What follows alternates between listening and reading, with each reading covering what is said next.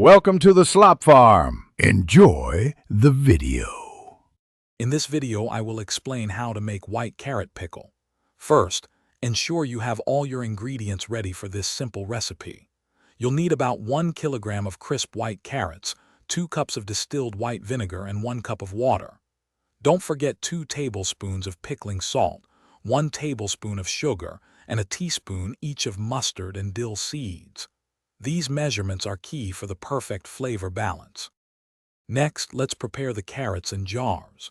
After washing and peeling, slice your carrots into uniform 3-inch sticks. This ensures even pickling. Sterilize your glass jars and lids by boiling them for 10 minutes to prevent spoilage. Carefully pack the carrot sticks vertically into the hot jars, leaving about 1/2 inch of head space. Finally, add 2 cloves of garlic and 1 small bay leaf to each jar for an aromatic touch.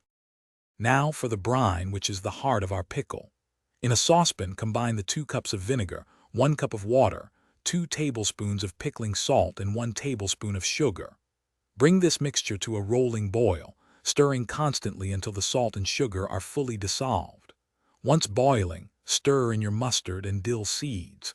Carefully pour the hot brine over the packed carrots in the jars, ensuring all carrots are completely submerged. Seal the jars immediately. Once filled, let the jars cool completely to room temperature on your counter.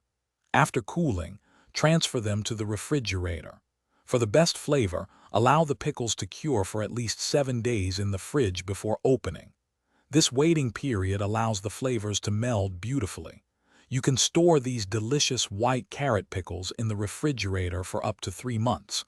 They make a fantastic side dish or snack. Check the description for a link to the Kindle Paperwhite and other great deals.